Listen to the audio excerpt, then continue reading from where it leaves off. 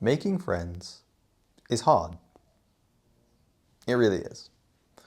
But I've got a trick that could really be a game changer for you.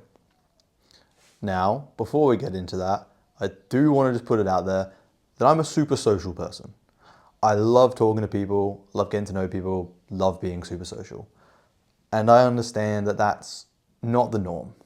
A lot of people out there don't feel the same way as I and would rather just avoid being anything or putting yourself out there too hard. But what I'm going to explain works for you.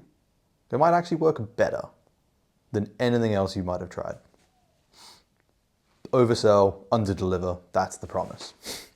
But there was a time in my life that I felt super alone, super lonely.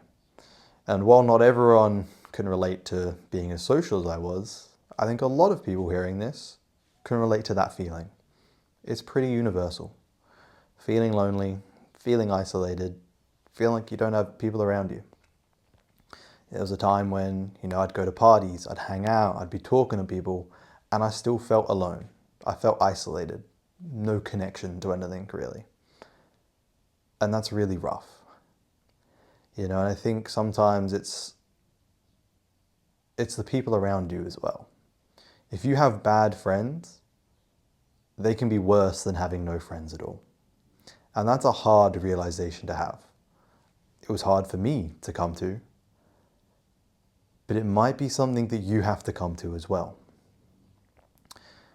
Now, I know I said this in the last video, and I'm gonna say it again here, but cutting the dead weight is really important. You can't fully embrace moving forward until you've properly let go of the past. It's a bit cliche sounding, but from my own experience, it's pretty true. And I know I'm bringing it up again, and I'm not gonna sit here for too long on it, but the next piece I'll work on is gonna be related to that, so hold out. So, the magic bullet, the silver bullet, that's the one, the technique to really change it for you. When I was coming up with this idea, I realized I didn't want to make like a 2-hour guide on all the little conversational and behavioral tricks and things you could do to make friends. I wanted to keep it short, simple, and give you something really actionable. So here it is. You ready? Go to your local rock climbing gym. That's it. That's literally all you have to do. Sounds simple, doesn't it? And now, I'm not going to oversell it like a lot of people into climbing would. If you have any friends or you know anyone that's into it, you might have heard it. It's the fastest growing sport in the world. It's super fun. It's resistance training. So it's also a great way to get a good quality workout into your week in a fun way. All valid points, but not what I want to get at. What I want to get at is how social this damn sport is. How just ingrained in the making of it, making friends really is. Now, I started climbing 3 years ago, I want to say. I arranged it as a sort of surprise thing to do for a friend's birthday. Didn't think much of it. As soon as I started, I was hooked. And, I've been climbing for 3 years now. So I had to do something. And I still remember the first few friends I made. I'll start with this story. The first 2 friends I made, they were just sort of new people like me climbing. I saw they were struggling with the climb and I sort of wandered my way over there and demonstrated how I could do the climb. And I did it in a really awkward, super athletic way. And they just kind of looked at me and were like, huh? And it got a bit awkward and they laughed. And I kind of just hung out with them for the rest of the day. And then the next week, they came at the same time. I was still there at the same time. We kept climbing, kept chatting. Weeks go by. They invite me out to lunch after climbing, which is just a normal part of the sport, by the way. Just, you climb, have a good workout session, you go get food afterwards. It's just like a really natural progression of bringing the friendship from something like domain specific, activity specific, and then expanding it out. We were just friends at climbing, then we started having lunch. it really grew from there. And so, yeah, we started having lunch together, we were climbing up more regularly, and it was good friends, you know? And that's just one of like the things about climbing that makes it so social. It's a strange room filled with strange people, usually a warehouse, thinking about it, and you're solving physical problems with your body. And strangers come together to share advice, share tips, like I did with those two friends I made. And then, you know, when you send a climb, it's called a send, that brings the room together. If anyone does it, people tend to watch. If it's a cool climb, not a cool climb, everyone just knows the feeling of sending a good climb or even a hard climb. And that brings everyone together. There's congratulations, props, you know, nice climb, man. And then there's like this other just little bit, the fist bump. It's the most normal way of congratulating someone in the sport. Someone sends a climb, fist bump, nice climb. That's it. Simple, easy. And I don't want to delve into it too hard, but like physical contact is a massive part of relationship building, and it's just a normalized part of the sport. It's so good.